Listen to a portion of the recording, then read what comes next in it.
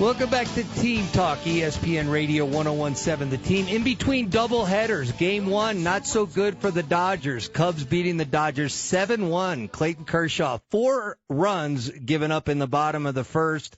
Walker Buehler with the start in Game 2. Want to thank James Borrego, the head coach for the Charlotte Hornets, joining us just moments ago. But now we're going to talk to another head coach, the head coach of the Lobo men's basketball team, Richard Pitino. And, Coach, it's been a couple of weeks, so thank you for your time. I wanted to get caught up with you. A lot going on, as they say, huh?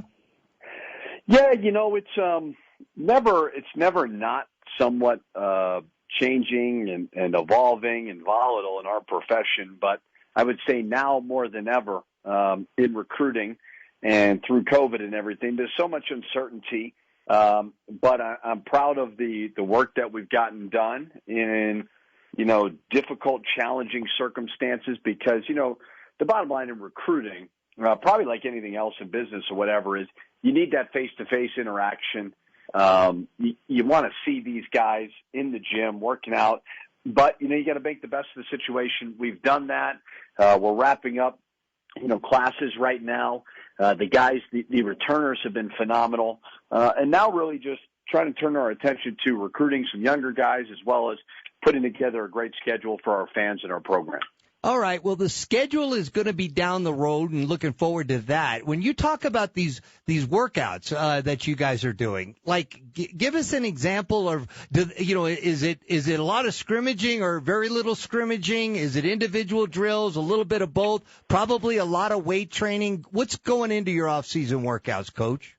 Yeah, we do a lot of skill development right now. I am, certainly. This is year 17 for me in the profession. It's year 10 as a head coach. And the one thing I do know is it's a marathon. And if you're doing defensive slides in April and May, you may lose them. So a lot of skill development. A lot of programs right now give their players some time off, but I want to get to know these guys on the court to the best of my ability. I mean, because we're still somewhat limited in a lot of the team stuff that we can do from a team building standpoint, all because of COVID. So, the best development, relationship building that you can have is on the court. So a lot of skill development. Our players have been great. They've really, really embraced me and the staff, which has been fun to see. So they've been fun to work with. They've been really good and just working on the jump shot, working on the one-on-one fundamentals of the game. And then once we get everybody here in June, for summer school, then we'll kind of ramp it up a little bit, all with the understanding we still got a lot of time. We're talking with Richard Pitino, the head coach at the University of New Mexico. And, Coach, hadn't had a chance to talk to you in a few weeks. A lot has happened. Let's talk about you putting your staff together. I mean, we know the names, Andy Hill from Utah, Isaac Chu, who was at Grand Canyon, and then Eric Brown at ASU. And I know those guys had been at different places. What were the things you were looking for as you formulated your staff, Coach Pitino? Well, I think when you look at them, it's very, very obvious that I want to recruit Texas. I want to recruit Arizona. I want to recruit Southern California. And then obviously the international game as well as the transfer portal. So, I wanted guys with extensive ties in those regions, because I'm obviously not from here.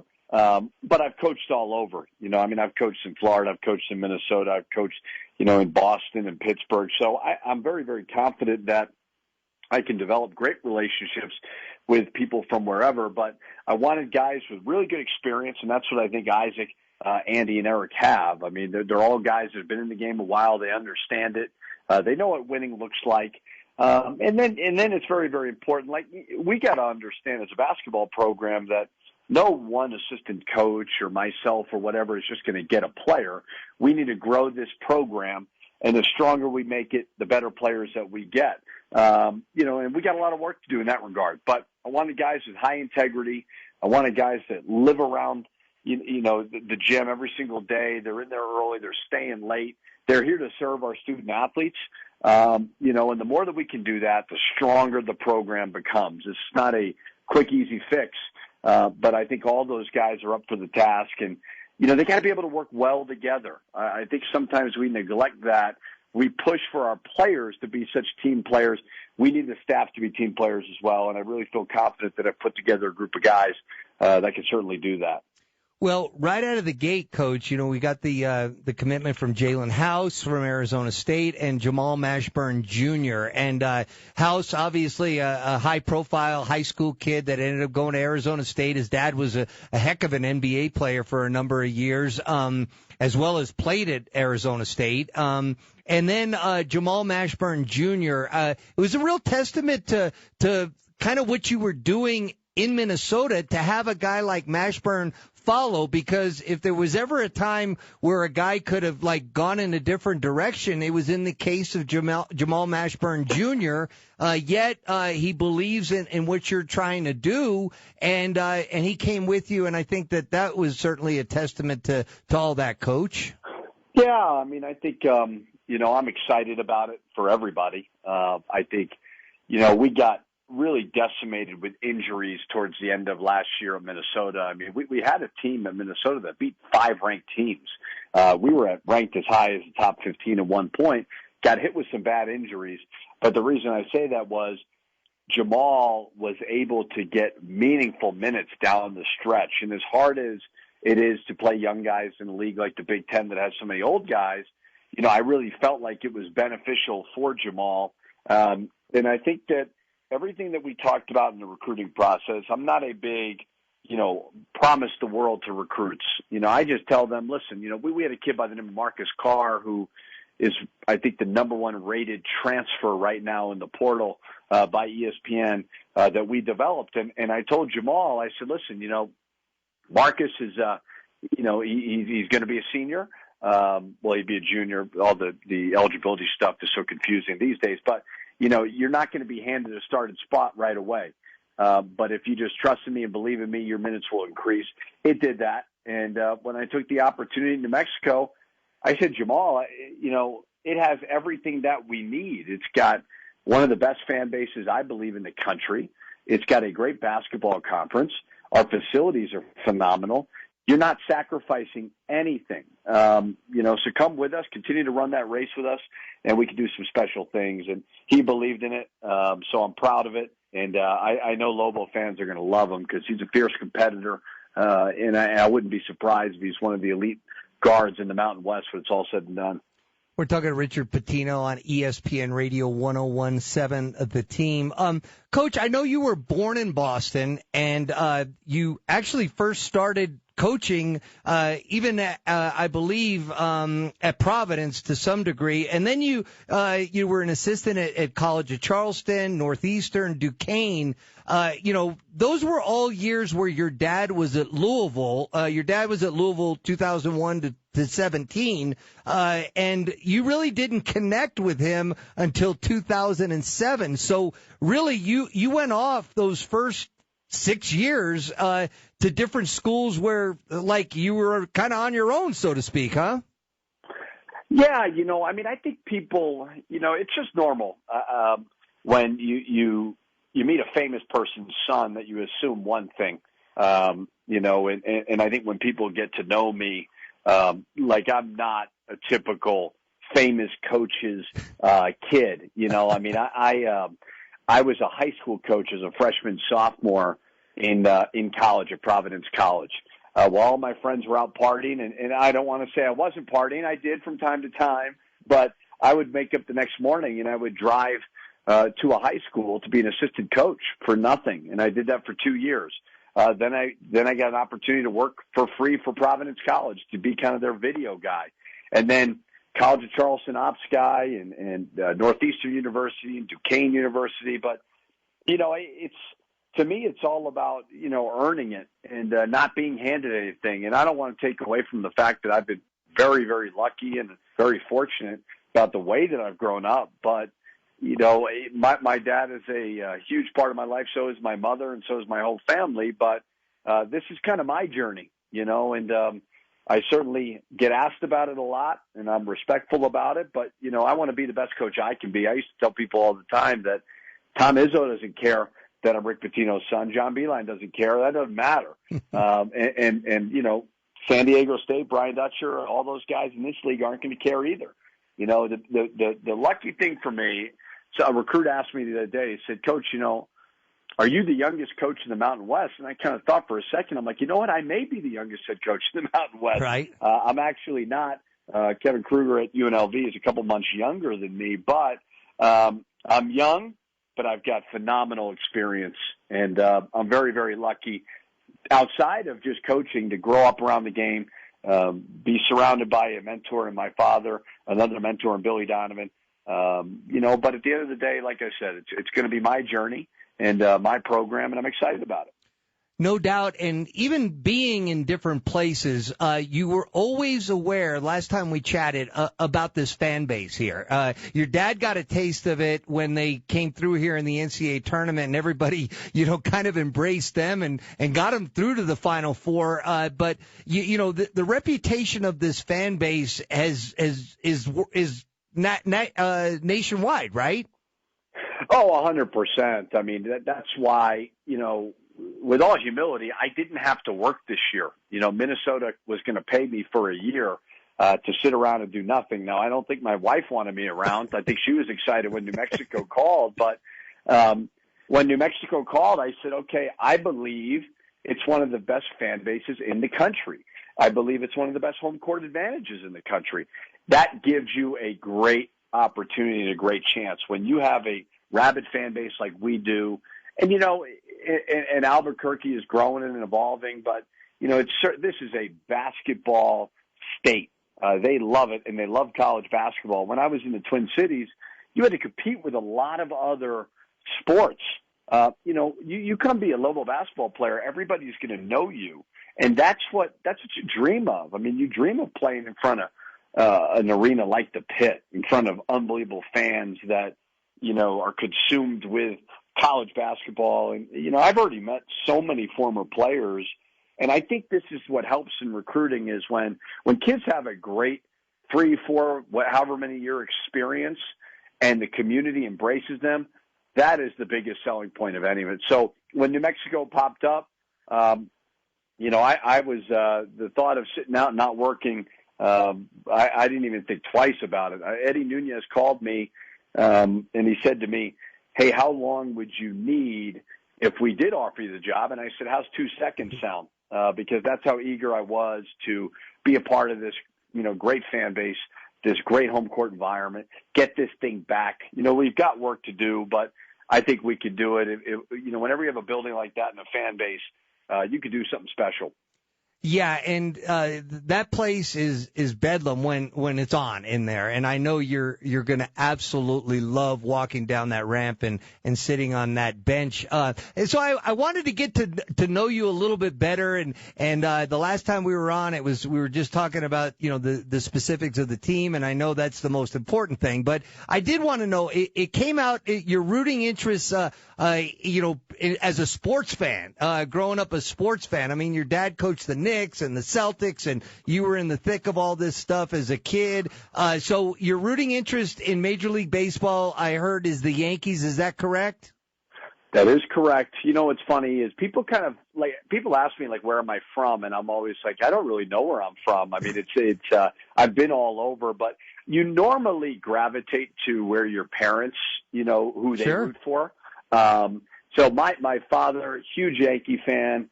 My uncles and, you know, everybody were big Yankee fans growing up. So I've always loved the Yankees. I really like baseball. You know, I actually, right when I took the job, I went out to Arizona and, for a couple of days and met my wife and kids out there and took my son and a family friend over to spring training. I love it. I love following it. So I'm mostly from a professional sports standpoint. Yankees. I love the fact that the Knicks are doing well. Yep. I love the Giants as well. So it's, you know, and then I love sports too. I'll go to, like, I was driving by the Isotopes, you know, park this morning, and I'm like, I got to bring the kids over there. So I'll watch anything. As long as there's a game on, I'm happy. So Yankees, Knicks, and New York Giants in the NFL, but you love sports all the way across the board. All right, so you're getting, you know, much more comfortable here. Obviously, you've raved about the weather here. Other observations you've made. I know you spent a lot of time driving around. You're on the phone, I'm sure, a lot with your headset on and your Bluetooth and everything. So some other observations of your time here in New Mexico, Coach Pitino. What you just said is what I've been doing for the last 2 months. Number one, obviously, I think the weather's amazing. You could tell the spirit of the people here in New Mexico. They actually have an unbelievable pride for the state. They've got they care about college basketball. I was on Paseo and I was at the light, and a guy pulls up to me next to me and honks his horn and starts mimicking a jump shot. I mean, his form was a little flat. He needs to get that arc up. But that's, for a basketball coach, that's all we really care about is, a great environment for our family and a place that cares. It's got to feel, Albuquerque to me is a very, very laid back city, which is really cool. Like, shorts and t-shirts and sandals. But it's, you could tell, I mean, it's this hidden gem that not a lot of people maybe nationally understand about. But then when you get here, you're sitting there going, okay, I get it. I get what people are so passionate about Albuquerque. And every morning when you wake up, my daughter's actually in town for a couple of days, and we're over here at the Marriott, and she opened up the shades and goes, well, where are the hot air balloons? And I said, honey, look to your right. And she saw about 20 hot air balloons, and I'm like, this is not normal. So it's beautiful. She got in yesterday, and I said it was pouring rain. I said, this is not normal, and today's been great. So I've loved it so far. Can't wait to get my family here. The restaurants have been awesome. All the people that I've met throughout the community have been so warm and inviting and welcoming. And like I said, it's pretty clear it is a basketball town. They love Lobo basketball. You don't normally get that when the weather is so nice. So it's been great. It's been a fun adventure, and over the summer getting the players back and stuff will be great to get them kind of ingrained into the community as well. Yeah, and you haven't let any grass grow under your feet in this short time. You talked about how this process may stretch into July, even August. And are you still thinking that with this craziness in the transfer portal collectively that there's still a lot of other things that are going to go down in college basketball in the next couple of months with this portal, Coach? Yeah, I think so. I mean, as I said before, I don't really love constantly taking transfers. I want to build it from the ground up. Now kids are going to transfer, and they're going to look at different opportunities. I started 4 transfers last year in Minnesota. We've gotten certainly a lot this year. But you're still going to have, I think, because we can work with these guys year round, you're going to have kids come for the summer school, and they may not be crazy about their role, and they haven't transferred yet. And they may say, hey, I want to move on. Or the other thing is the schools are not really normal just yet from a COVID standpoint. So it may not feel like the same type of situation that normal college experience. So maybe they say, you know what, maybe I want to go somewhere else. So I think the biggest thing is when we get, out of COVID, and I know the state of New Mexico is progressing very nicely, but you're going to see students all over campus. You're going to see more restaurants open, more, just better experiences for everybody. And maybe you'll see less people looking to move on. But from a college basketball standpoint, there is some volatility still. There always will be. What's great for us is we are able to get out on the road recruiting in June in person, which we have not done in a year. And you're always going to make mistakes in recruiting, unfortunately. But I do think that your numbers will certainly be more in your favor when you can see these players play in person and really get a true evaluation of it. Coach, thank you so much for your time. I'm with you on the Knicks, but I'm a Mets guy, so we'll have to, connect during the Subway Series and see how that all shakes out this year. Thank you so much for joining us on ESPN Radio 101.7 The Team, Coach Pitino. All right, thanks for having me, guys. Appreciate it. All right, Richard Pitino, the head coach at the University of New Mexico, joining us on the Daniels Plumbing, Heating, and Air Conditioning Cool Take Hotline. We appreciate him joining us this afternoon. All right, quick break. Then we're going to replay the James Borrego interview, the head coach with the Charlotte Hornets. All that is coming up in the second half, the next half hour, as we'll take you into Game 2 of the Dodgers-Cubs doubleheader. This is ESPN Radio 101.7 The Team.